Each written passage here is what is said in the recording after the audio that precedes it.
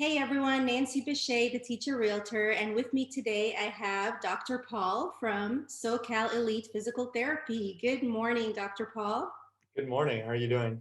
I'm doing great. Thank you so much for taking the time to be here. I wanted to share with my clients, family, and friends about SoCal Elite Physical Therapy and have you share with us about your facilities, plural, now that we have more than one, Yeah. and tell us a little bit more about, the treatments that you provide, the services, and all that great stuff. So let's go ahead and get started with you letting us know a little bit more about it. Yeah. So we are an outpatient occupational and physical therapy clinic. We got three locations, like you said. We have Irvine, Tustin, and Costa Mesa. Mainly, we work with ages, all ages, from newborns all the way to geriatrics.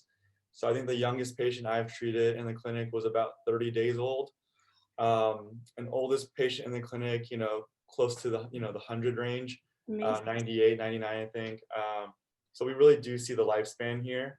Our clinics are one-on-one, so no aides, no assistants. All of our treatment sessions are 1 hour, so you're pretty much with a therapist or like doctoral intern for the whole treatment session.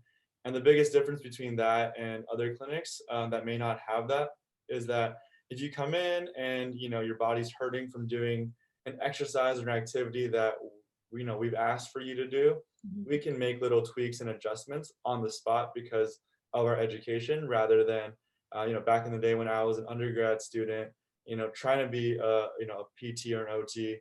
I couldn't do those things. If it hurt, I either had to skip it or I had to just move, try to just get through it. So Wow, that's amazing. So it sounds like it's very individualized, which is wonderful. I exactly. love We that. we treat everybody here as if they are our family. So we definitely like that. Amazing. Awesome. And when did you get started? What intrigued you to get into this line of business?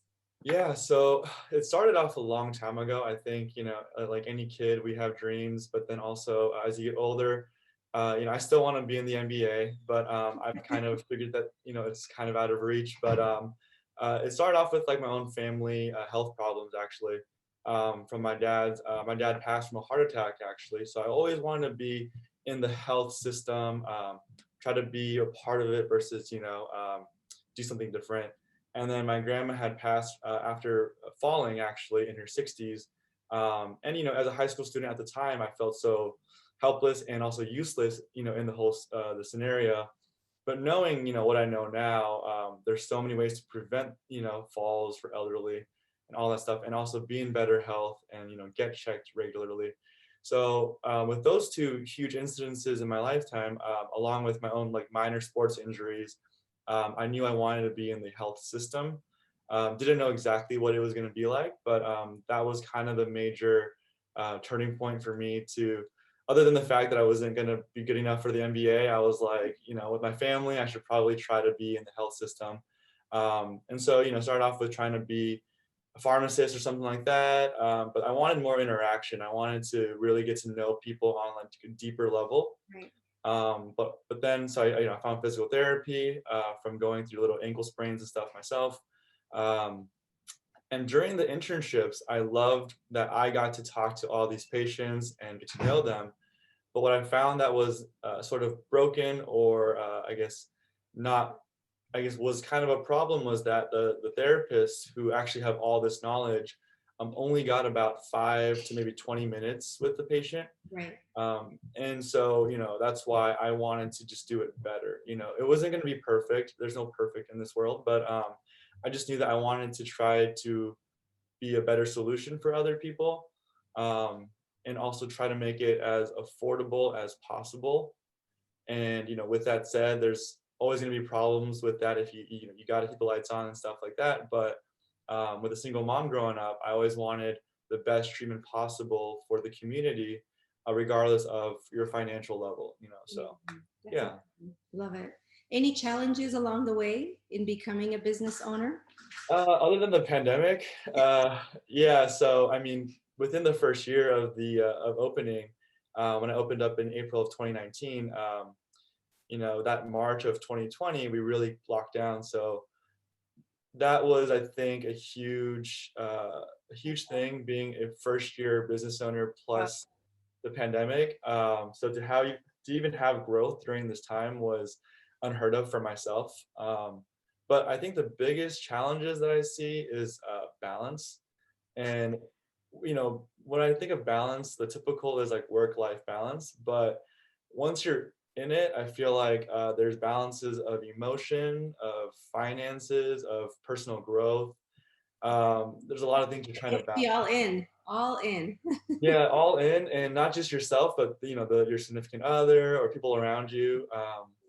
So I think when you open up your own business, the challenging part is definitely balance, and having support definitely helps though. So Amazing. And how about a win or a success, which I'm sure there are many.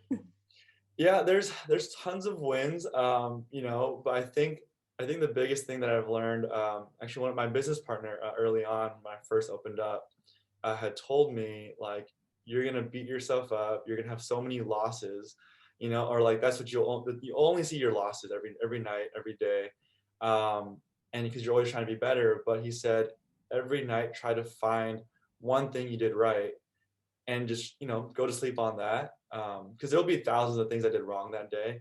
Yeah. So I think to me the a win is just noticing that there even is a win or a success that day. I love that. I um, love that. That's awesome because we're just so accustomed as humans to always focus on the negatives, unfortunately. Absolutely. Yeah, So it's I love unfortunate, that. but That's great. That's a great lesson for me and everyone else listening.